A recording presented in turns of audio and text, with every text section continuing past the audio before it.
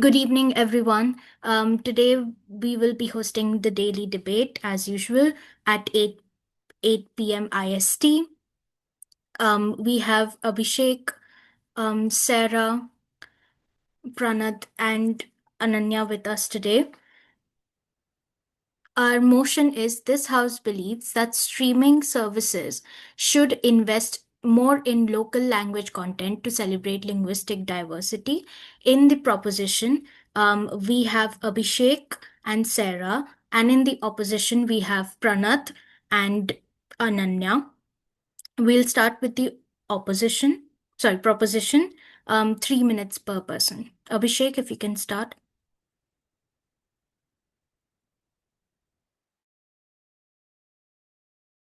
Yeah, just a second. Ma'am, just to confirm, we have 4 minutes of opening statements, right? Yes, 4 Yeah, minutes. okay, works. Yeah, can we start? Yes, do you want it on a self count? Yeah. Okay. Three. Two. Yeah. Good evening, honorable judges, respective audience, and fellow speakers. Today, I rise in strong affirmation of the motion streaming services should invest more in local languages content to celebrate the linguistic diversity. Let us begin with a simple truth. Language is identity. It is the heartbeat of the community, the vessel of the culture, and thread that ties the generation together. But in the ages of globalization and digital dominance, linguistic diversity has been drowned by few dominant languages. As if we say local languages. It is a comfort and happy zone for people who speak regional languages, and due to their easier communication, as people are open minded and curious to know that if the other person knows about it too. Like if they meet the another person of their own state and of their own region, they are very happy about it that they have someone who is close to them.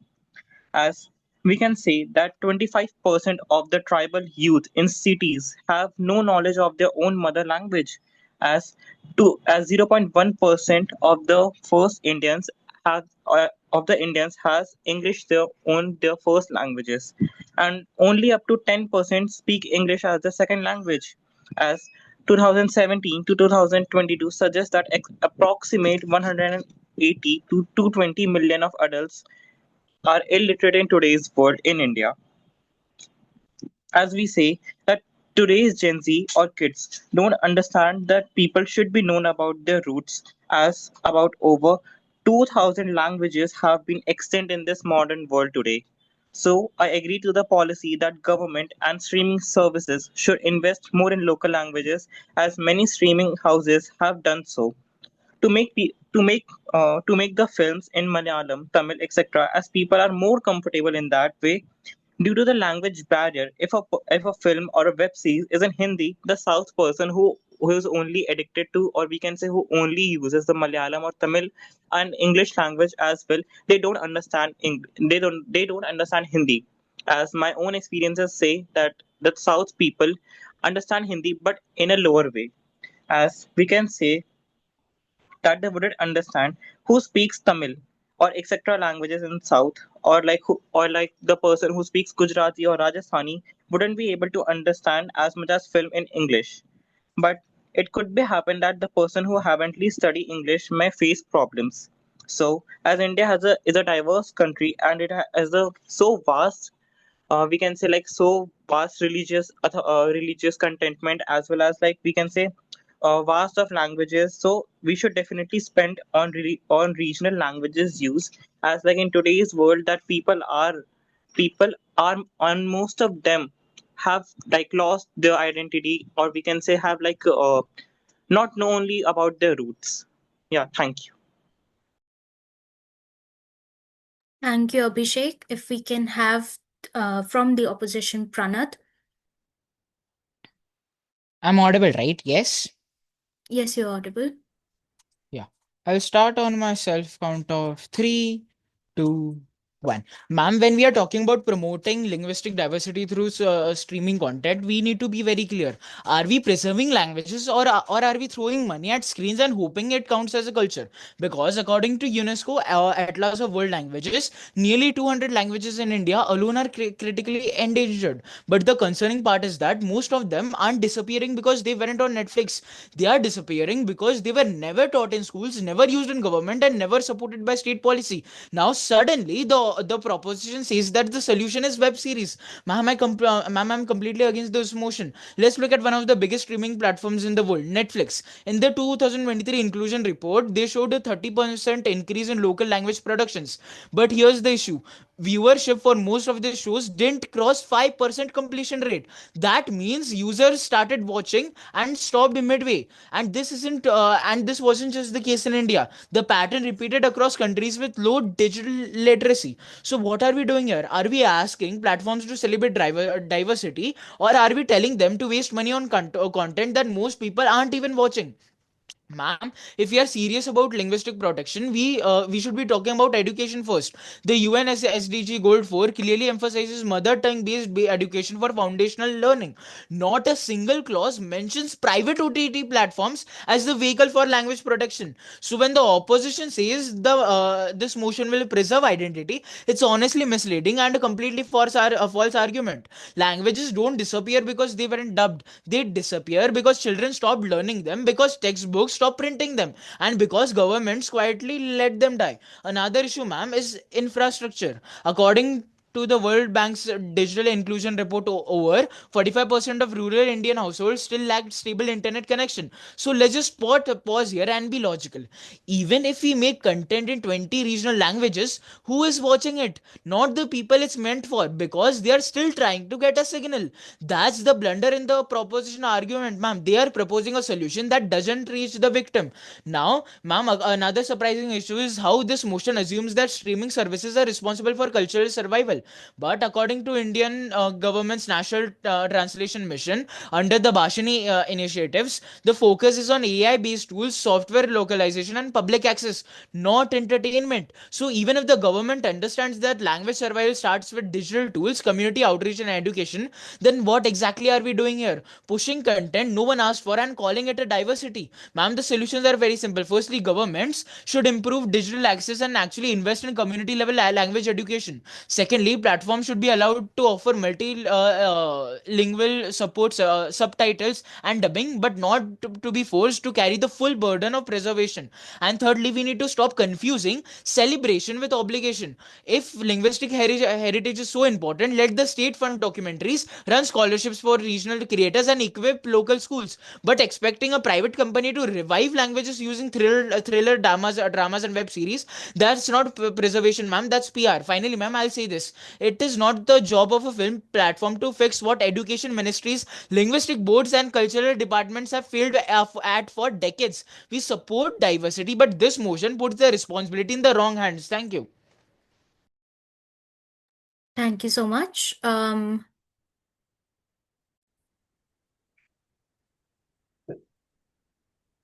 Now, now we will start with the rebuttal, starting with the opposition. Ananya, if you can go ahead, you have 3 minutes. I'll start on the self count of 1, 2, 3. So, Honorable Chair, esteemed judges, and respected members of the House, the proposition's case sounds noble, but when we dig deeper, it falls apart. Let's go through their key claims. First, they say investing in local language content celebrates diversity and preserves culture. We agree that linguistic diversity is valuable, but streaming platforms are private businesses, not cultural preservation departments. Their primary responsibility is to create content that sustains their subscriber base and keeps them profitable. Without profit, there is no platform. And without a platform, no content in any of the languages. Preserving language is the role of governments, NGOs, and cultural bodies who can partner with streaming services without shifting the entire financial burden onto them. They claim subtitles and dubbing cannot replace the authenticity of the original language. While I respect their sentiment, translation technology has advanced tremendously. High quality dubbing gives audience the mother tongue experience without spending millions of dollars producing the same show in multiple local languages. This approach still makes the content accessible and respectful of diversity, but it's far more sustainable. The proposition also ignores the hidden cost of the proposal. If we force streaming services to invest highly in low demand projects, budgets will be cut from other shows, including the global blockbusters that draw in subscribers in the very first place. Less global appeal means fewer subscribers, and fewer subscribers means less money to fund any diversity at all. The proposition is arguing from the heart, but this debate needs to be decided with both heart and head. Diversity matters, yes, but a failed platform helps no one. A balanced model where streaming services use targeted investments, dubbing, and partnerships with cultural institutions protects both diversity and sustainability. That is why this motion, however well intentioned, is neither practical nor fair, and why the opposition stands firm. Thank you. Thank you so much, Ananya. From the proposition, we have Sarah for the rebuttals. Yeah, may I start? If you can go on your self count. Yeah, sure.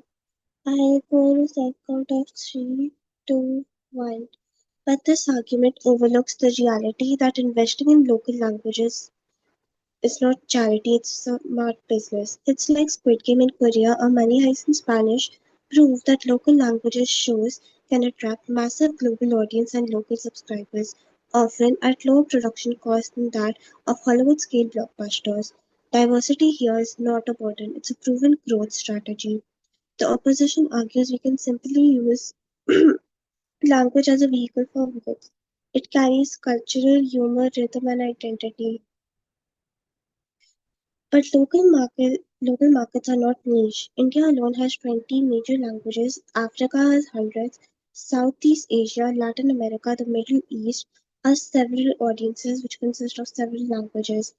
Their humor reflects their lives. Streaming services that ignore this leave billions in potential revenue untapped. The opposition claims that diversity should be community driven instead of corporate led.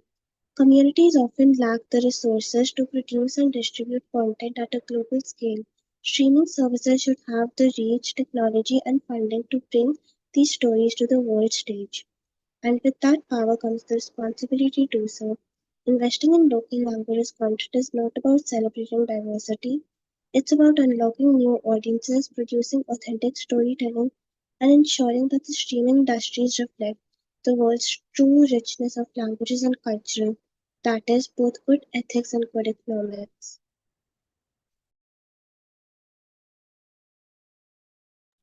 Okay. Sarah, thank you for your rebuttals.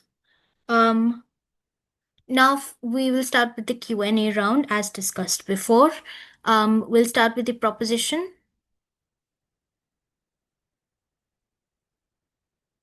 Yeah, sure. Can I ask first? Yeah, go ahead. Yeah, I would like to ask this question to the first person of the opposition team. I would ask that they have said that the like the streaming companies or the streaming services do not have that right, or like they don't have to invest in local languages as government should do. So I have a statement here to let them know that government has enrolled many policies on the regional and local diversity, as we can say in some countries specifically aiming to promote and protect the Chair, minority sorry to languages. chair. I'm very sorry to interrupt the speaker right now, but the thing is, we are in a question and answer round, and a POI should be always concise, not a speech, right? Yeah, So I request the speaker to ask a POI, not a please get to speech. the Okay, question. so I would like to ask this question. Okay, thank you.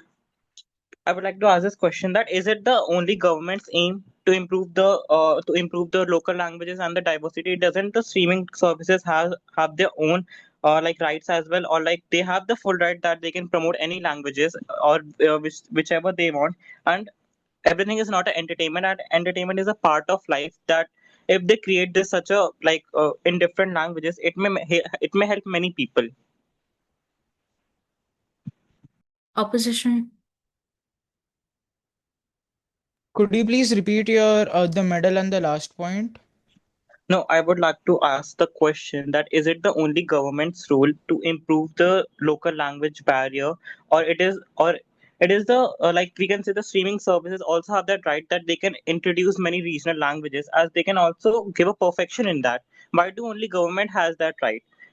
Like I can say that every person and each and every company has the right that they can promote their services in any kind of language whichever they want.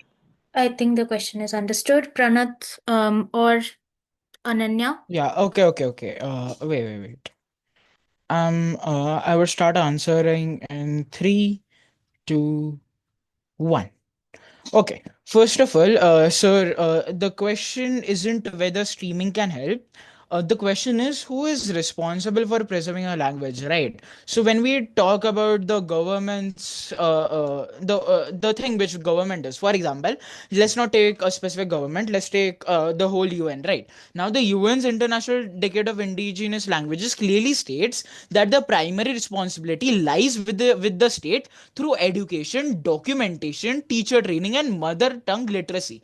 Now, streaming services are not policy making bodies, they are private companies with commercial goals, not cultural goals, ma'am. And also when we talk about Indian government, even the Indian government's Bhashini project under the National Language Translation Mission focuses on AI tools, voice translation, public access systems, not but not forcing OTT platforms to make web series in every tribal dialect to improve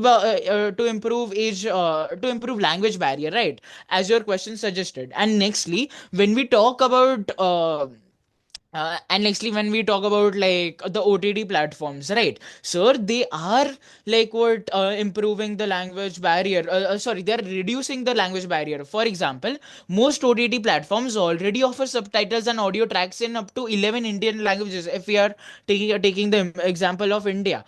And because according to the Internet and Mobile Association of India, over 40% of rural viewers still stream in Hindi, not because they don't want their language, because regional languages literacy isn't strong enough there.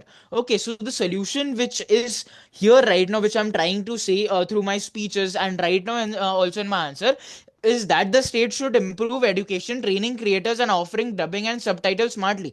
Not that it should truly focus on streaming and OTT platforms to conserve language diversity, while it is the main responsibility of the state to do that. Right? Thank you.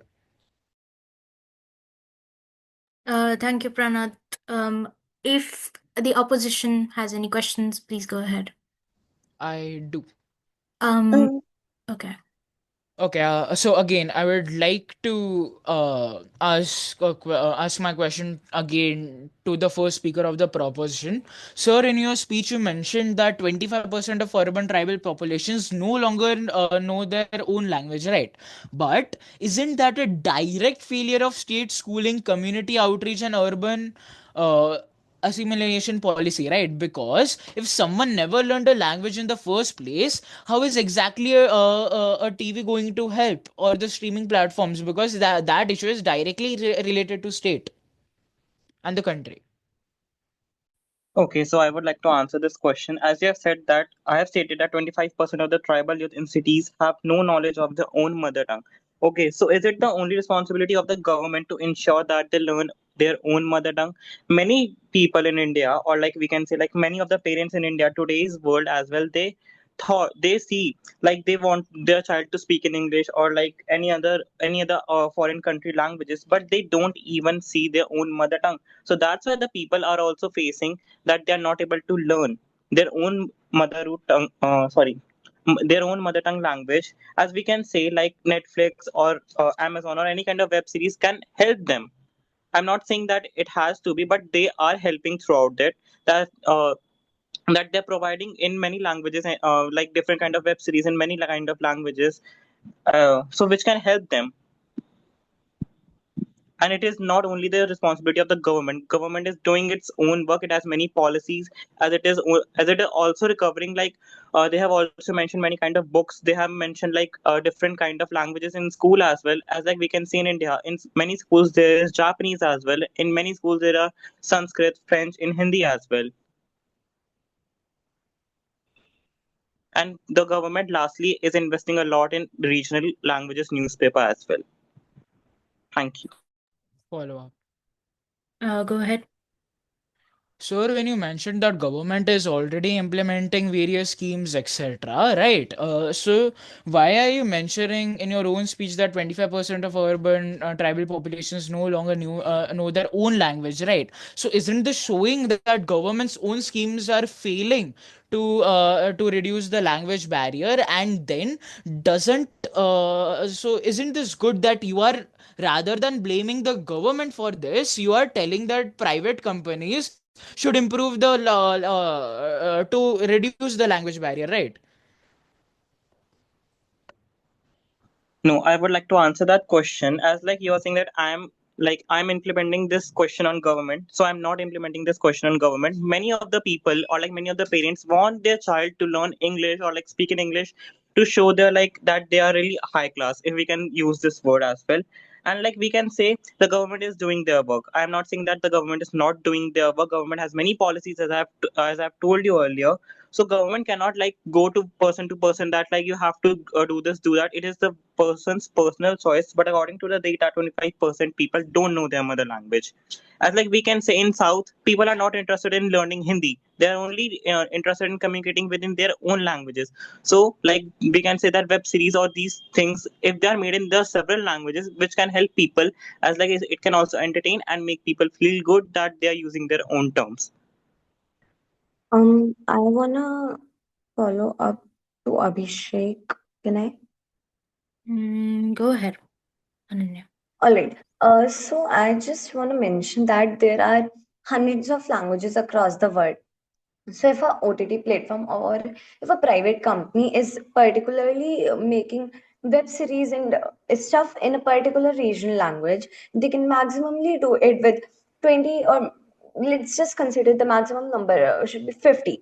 What about the other languages? Wouldn't it be too much biased? And what about the other people who will feel left out due to this? Moreover, can you please name the languages, or can you please name the percentage of streaming viewers actually watch content in a smaller or local languages you're talking about? For example, I think you mentioned, let's just take an example of Malayalam.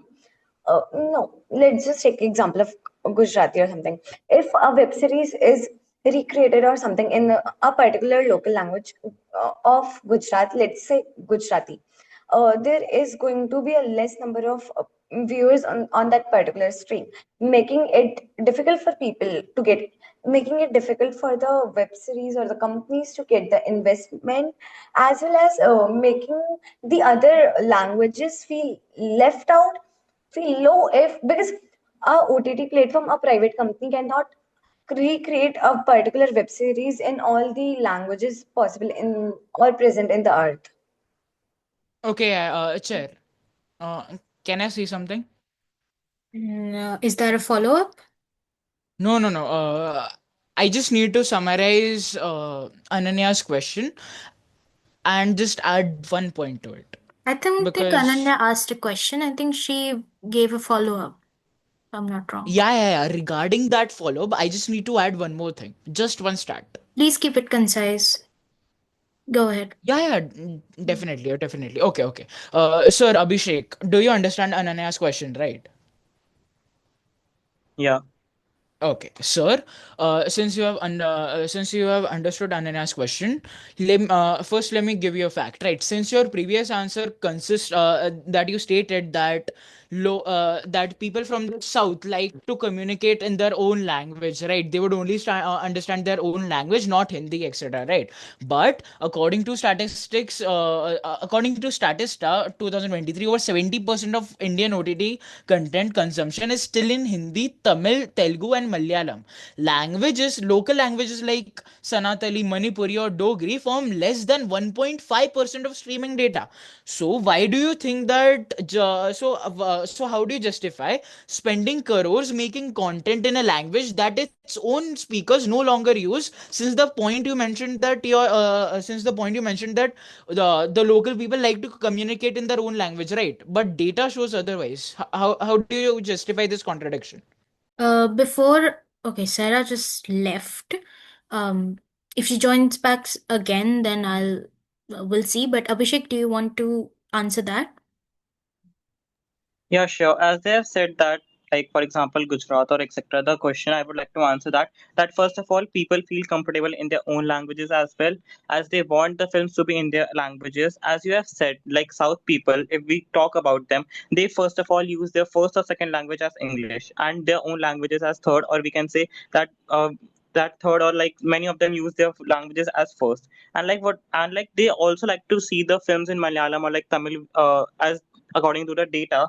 And like you have said that Manipuri people, or like people from Mizoram, they don't even understand English, if we can say, according to the data which I am able to see.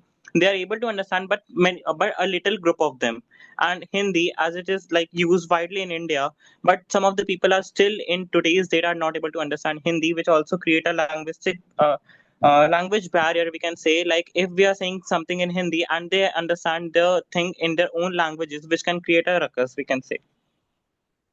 Ma'am, follow up, ma'am, please. Okay, I don't think we will have another follow-up. We don't have that much time. We'll have one question from the proposition, because especially Sarah, if you can ask a question, I want to hear, to give you feedback. The opposition stated that investing in local languages may not be sustainable. How would Sir, they I'm not explain the able to hear global? her. Yeah, I think Could she please increase her voice? if you can increase your voice or switch your mic or something like that, that will be great. Just a second. Could she put her question in the chat? I mean, I just increased the volume though. The opposition stated that investing in local languages may not be sustainable. How would they explain the global success of shows like Squid Game in Korean, or Money Heist in Spanish, which were both non-English languages, became like one of the most watched shows in the streaming history? Okay, ma'am, truly understand your point that investing in as I already stated, that investing in local languages doesn't really like what do wait, where was it? Yeah, okay.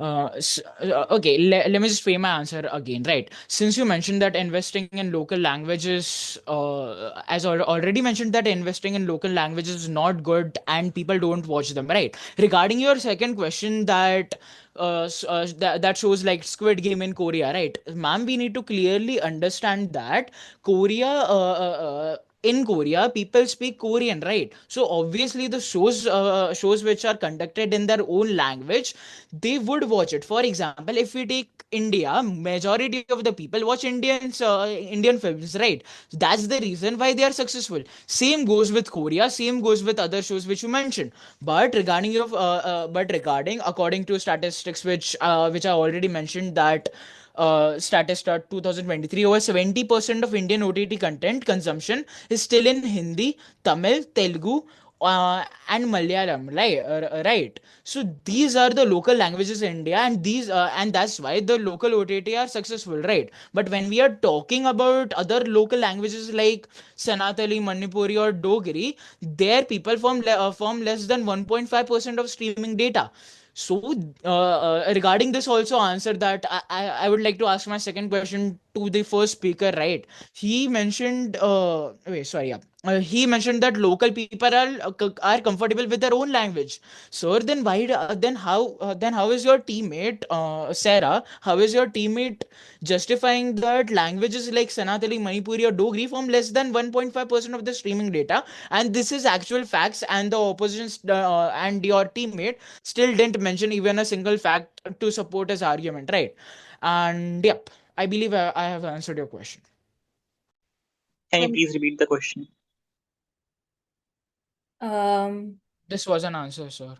Yes, this was an answer. Abhishek, Sarah, do you have something to say about that? Yeah, I think that he has said that in Korea, people only use Korean. So we can say that it depends upon the region. Like in India, there are many regions. As like we can see in region in Seoul in Korea, they use the standard Korean. In Busan, they use the Gyeongsang dialect. and Jorala dialect and Jeju dialect in the North Korean standard as well, as there are 4 to 5 regional languages in Korea as well. As in India, Hindi is widely used, as like in Korea, people use the standard language as widely used language, we can say. So then, what was his Abhishek, question? Wait. Ananya, do you have something to add in? Yeah. Can you please tell at least three web series or shows other than Squid Game and Money Heist that are in local languages and they went viral or something? Just three, other than Squid Game or Money Heist, right? I feel you don't have an answer at the point. Why? Because Money Heist, Squid Games, all these are rare exceptions. If we'll look up into this, there are more than 150 plus web series on Netflix that are in local languages, seeing only two or three or maximum 10 of them getting views in millions or billions. This raises a question in funding, and probably the funding the company is investing in a creating a web series in a particular local language. So there are always an exceptions for particular web series, and Squid Game and Money Heist are rare exceptions. We can say in the local web series or something. Yeah. Proposition one last time, if you have something to add to that, and we'll end the debate. No, actually, I would like to say if she has asked that there are many films like we can see in South Korea, the Parasite, which came in 2019, was like has earned dollars of millions of dollars throughout the global box office, and Train to Busan, which is also seen in India in the Hindi language as well, if we can see. And in India, we can see the Bahubali 2 or like RRR films are the many of the films which are globally seen. Okay, I'm not going to allow any more because we clearly don't have time. Um, okay. If Okay, that's where I end the debate. We won't have any closing statements as mentioned before. So do you want me to announce the winners or give you feedback first? Verdict and then feedback. Everyone agrees? Abhishek, Okay. yeah, Sarah, do you agree? Yeah, sure. yeah, Okay. I was thinking of doing a tie because I feel like some people didn't get a lot of chance to speak. But I think the opposition won. Um, and I'll start by the opening statement. We'll go format to format. Okay, so opening statements. Let's start with Abhishek. Abhishek gave amazing points. He gave amazing starters. Um, he also he added statements which were good. He presented stats in his opening statements. He also focused on more on the South Indian approach to things, which was very refreshing to hear.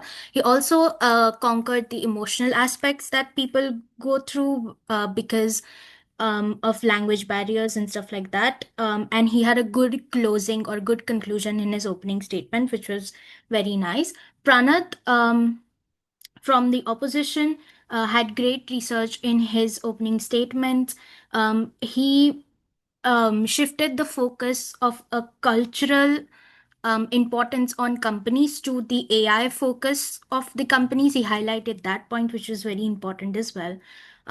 He talked about mother tongue, again, great research in that as well, which was nice to see. Although the closing conclusion in your opening statement wasn't that great, but other than that, everything was fine. And Abhishek, in your opening statement, if whenever you are mentioning points, right, try to link it back to a research to show that you basically are justifying your point, which is something I thought was missing in your opening statement.